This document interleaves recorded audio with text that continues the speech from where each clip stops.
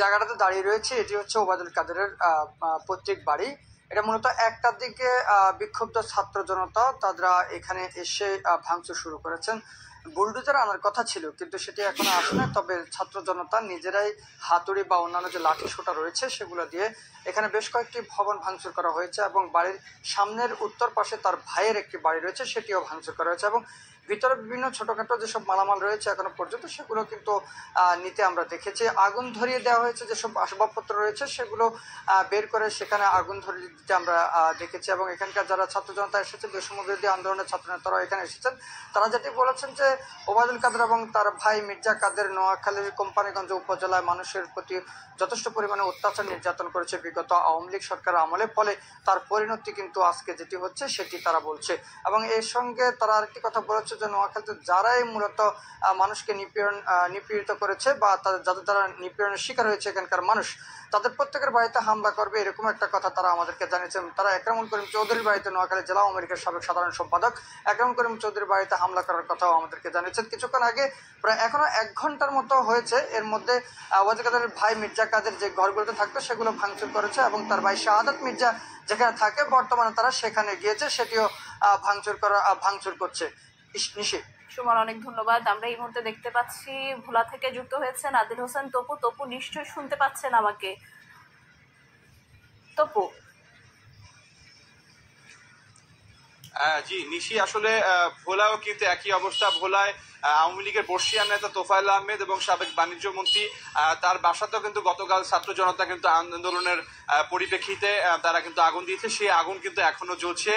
তার গাজীপুরস্থ প্রিয় কুঠিরের বাসায় কিন্তু এখন এই মুহূর্তে ধাউ ধাউ করে আগুন জ্বলছে। তো যদিও ভিতরের রুমগুলোতে এই মুহূর্তে একরকম উৎসুক জনতা যারা আছেন তারা কিন্তু একরকম যে যার মতো করে বাসার মধ্যে যে আসবাবপত্রগুলো আছেন তারা নিজের মনে করে আসলে সেগুলো নিয়ে যাচ্ছেন।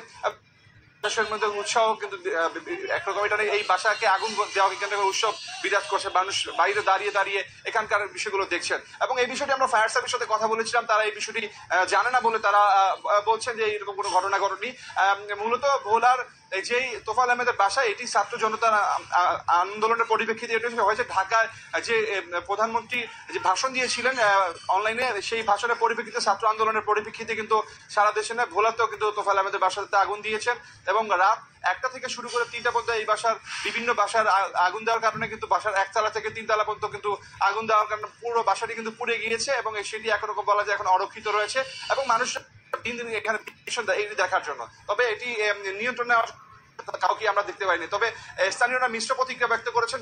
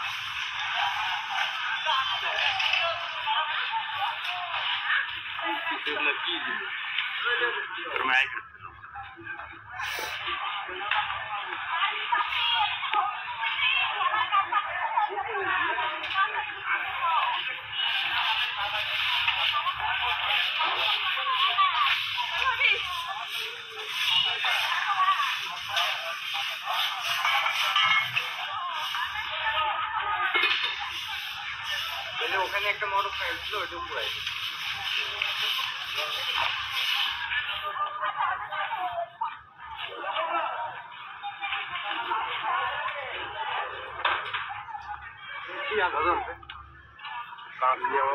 বুঝলে, ঠিক আছে।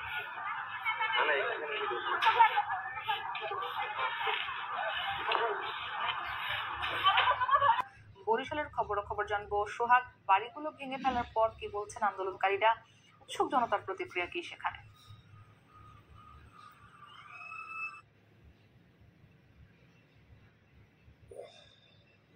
আওয়ামী লীগের প্রেসিডিয়ামের সদস্য আমির হোসেন আমু তার বাসভবনের কাছেই তার বাসভবনের সংলগ্ন যে কম্পাউন্ড রয়েছে, অনেক বড় একটি কম্পাউন্ড, এখানে বিত্ত বৈভবে ভরা। একটু আমরা দেখাবার চেষ্টা করছি। এই জায়গাটি মূলত আমির হোসেন আমুর বাসভবন হলেও এখানে কিন্তু অবসনিনের যিনি মালিক রয়েছেন, চেয়ারম্যান, তারও বাসভবন রয়েছে। একই গেট দিয়ে প্রবেশ করতে হয়। আমরা যেটা দেখতে পাচ্ছি যে এইখানে গতকালকে রাতে এখানে কিন্তু ভাঙচুর হয়েছে, হামলা হয়েছে এবং এখানে কিন্তু অগ্নিসংযোগ করা হয়েছে। এই ঘটনা ছিল গতকালকে রাতের। এবং আজকে সকালে যেটা দেখেছি যে এখানে যারা সিকিউরিটি গার্ড রয়েছেন তারা যেটা বললেন যে বেশ কিছু এখানকার জিনিসপত্র কিন্তু উৎসুক জনতা যারা এসেছিলেন তারা যে যার মতো করে কিন্তু অনেক জিনিসপত্র নিয়েও গেছেন। একটু জানিয়ে রাখি যে গতকালকে রাতে শেখ হাসিনা যখন তার বক্তৃতা দিলেন তারপরে কিন্তু বরিশাল নগরীতে এক ধরনের নেতিবাচক প্রতিক্রিয়া সৃষ্টি হয়।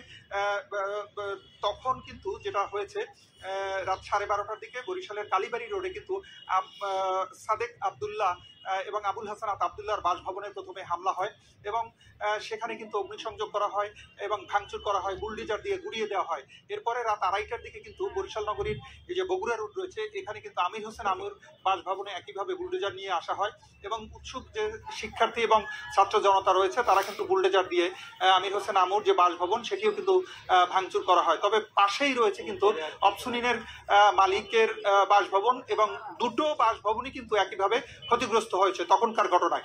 এবং আমরা যেটা দেখেছি যে আজকে সকালবেলা কিন্তু অসংখ্য মানুষ এখানে দেখতে এসেছেন, উৎসুক জনতা, শিক্ষার্থী, ছাত্র, সাধারণ মানুষ, শিশু, বয়স্ক, সব শ্রেণীর মানুষ, নারী পুরুষ সবাই এসেছেন এবং এটি দেখছেন।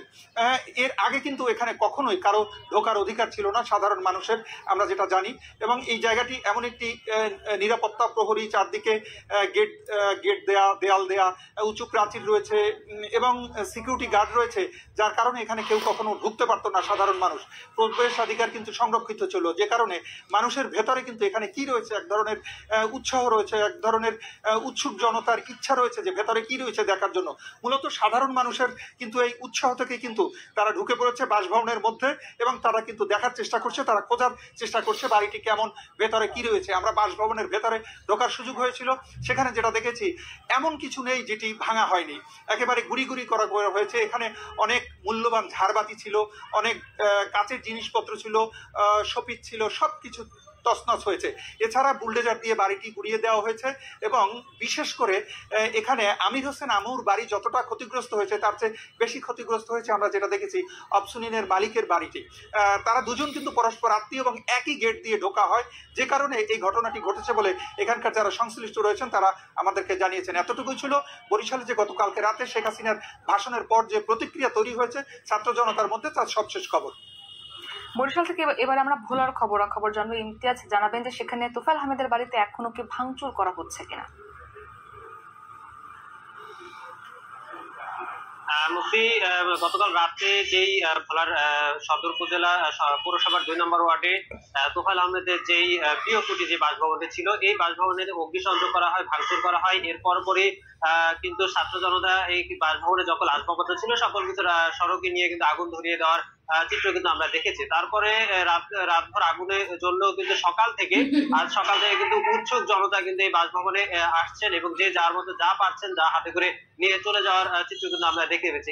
এই করে গতকাল রাতে যে অগ্নিসংযোগ করা হয়েছিল তাও কিন্তু এখনো পর্যন্ত এই ভবনের দ্বিতীয় তলায় কিন্তু এখনো আগুন জ্বলতেছে। এছাড়াও যে তোফায়েল আহমেদের যেই একক কক্ষ রয়েছে সেখানেও কিন্তু এখনো আগুন জ্বলছে এবং সেখানে যে বিলাসবহুল খাট, পালং এবং সোফা, আসবাবপত্র সকল কিছু আগুনে চলমান জ্বলতেছে বলে আমরা দেখতে পেয়েছি। আপনাকে একটা বিষয় জানিয়ে রাখি, ভোলা পৌরসভার 2 নম্বর ওয়ার্ডের এই বাসভবন থেকে কিন্তু তোফায়েল আহমেদ তার ভোলা সদর আসনের সহ ভোলা জেলার যে রাজনৈতিক ক্যারিয়ার তা নিয়ন্ত্রণ করার চিত্র কিন্তু আমরা দেখতে পেয়েছি। এখান থেকে কিন্তু তোফায়েল আহমেদ কিন্তু ভোলা প্রায় 4টি আসনে কিন্তু সকল ধরনের রাজনীতি সহ সকল অঙ্গ সংগঠনের যে পরামর্শ তা এখান থেকে সরবরাহ করার চিত্র কিন্তু আমরা বিগত সময় দেখতে পেয়েছি। তখন কিন্তু এই বাসভবনে জনসাধারণ এবং সাধারণ মানুষের কিন্তু প্রবেশ সম্পূর্ণ নিষিদ্ধ ছিল এবং গত যেই 5ই আগস্ট যেই 4 এবং 5ই আগস্ট যেই ছাত্র জনতার বিক্ষোভ হয়েছিল তখনও কিন্তু এই বাড়িটি সুরক্ষিত ছিল। কিন্তু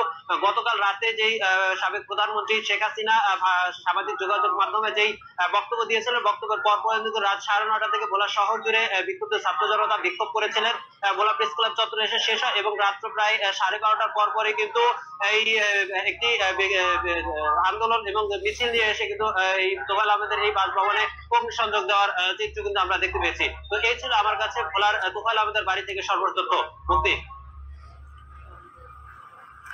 শেখ বাড়ির পাশাপাশি এই যে শেখ পরিবারের যারা রয়েছেন তাদের সাথে যাদের সুসম্পর্ক ছিল, যেসব আওয়ামী লীগ নেতা, এর পাশাপাশি খুলনায় যেসব জায়গাতে শেখ মুজিবুর রহমান সহ শেখ হাসিনা সহ অন্যান্য যারা ছিলেন তাদের যে প্রতিকৃতি ছিল সেই সব জায়গাতে কিন্তু কিছুটা ভাঙচুর হয়েছে। তবে সব থেকে বেশি হয়েছে কিন্তু এই শেখ বাড়ি খ্যাত যে বাড়িটি রয়েছে শেরে বাংলা রোডের সেখানে, যেখানে আমরা রয়েছি এই মুহূর্তে। এবং এখানে কিন্তু খুলনা 2 আসনের সংসদ সদস্য শেখ সালাউদ্দিন জুয়েল সহ তার যে 5 ভাই মূলত তারাই কিন্তু এখানে থাকতেন। এরা সবাই কিন্তু সাবেক প্রধানমন্ত্রী শেখ হাসিনার চাচাতো ভাই। শেখ আবু নাসেরের 5 ছেলে কিন্তু এখানে থাকতেন এবং এখানে বলা হতো যে খুলনা শহরের যে মূলত যে নিয়ন্ত্রণের যে জায়গাটি সেটি কিন্তু এখানেই হতো। মূলত এই বাড়ি থেকে বিভিন্ন রকম আদেশ বাইরে যেত এবং সেই সব আদেশ অনুযায়ী কিন্তু খুলনা বিভাগের বিভিন্ন জায়গাতে নানা রকম কর্মকাণ্ড চলেছে বলে এখানকার সাধারণ মানুষ জানিয়েছেন।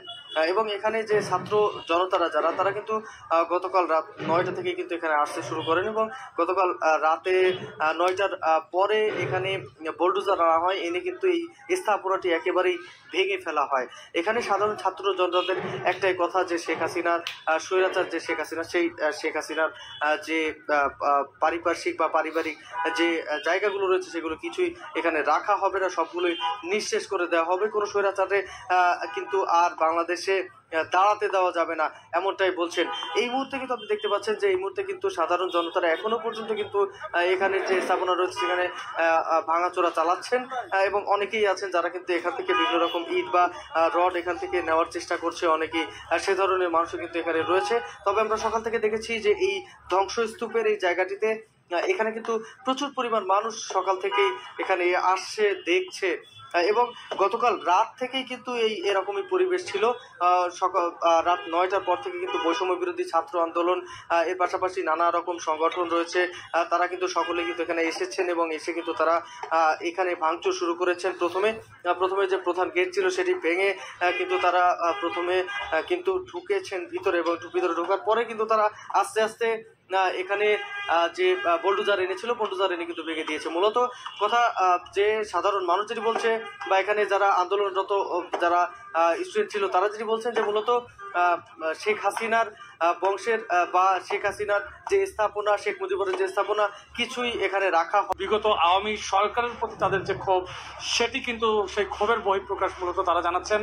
সেক্ষেত্রে আমরা দেখছি যে অনেকে কাঠ দিয়েও ইট ছোটানোর চেষ্টা করছে, এছাড়া অনেকেই দেয়ালে তাদের নানা রকম বক্তব্য লিখছেন। এছাড়া কিন্তু আমরা দেখছি যে বিক্ষুব্ধ ছাত্র জনতা তারা কিছুক্ষণ পরপরই নানান দিক থেকে স্লোগান নিয়ে এই বাড়িটির সামনে আসছেন এবং নানান রকম দাবি জানাচ্ছেন। সেক্ষেত্রে তাদের দাবির মধ্যে অন্যতম দাবি হচ্ছে এই বাড়িটি পুরোপুরি ভেঙে গুড়িয়ে দিতে হবে, অর্থাৎ কোনো ধরনের আওয়ামী লীগের কোনো ধরনের স্মৃতিচিহ্ন, বিশেষ করে স্বৈরাচার এবং কর্তৃত্ববাদী যে সরকার, আওয়ামী দুঃশাসন যেটি প্রতিষ্ঠা হয়েছিল তার কোনো চিহ্ন তারা রাখতে চান না মূলত। সেজন্য কিন্তু তারা বলছেন যে এই বাড়িটি পুরোপুরি ভেঙে তার জায়গায় অন্য কোনো স্থাপনা নির্মাণের। সেক্ষেত্রে কিন্তু অনেকেই নানান রকম চিন্তা ভাবনা করছেন বা নানান রকম দাবির কথা মূলত তারা জানাচ্ছেন। অনেকেই বলছেন যে এই বাড়িটিকে ভেঙে যেন একটি মসজিদ তৈরি করা হয়, আবার অনেকে কিন্তু এখানে একটি টয়লেট নির্মাণের কথাও বলছে।